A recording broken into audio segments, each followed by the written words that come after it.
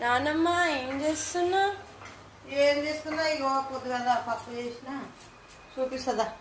ఇగో పప్పు, ఎర్రపప్పు, టమాటా. ఇక అన్నం కూడా అయింది. అన్నం కూడా వండిన. ఏముంది ఇక నిన్న పేరాలు కలిసిన కదా, పేరాలు తింటావా? ఇక ఇదే అన్నము పప్పు చేసిన. ఇక పని ఉన్నది, ఇంకా బట్టలు తినాలి. ఇక పని ఇంట్లో పని గొడవని పూజ అయితే చేసుకున్నా.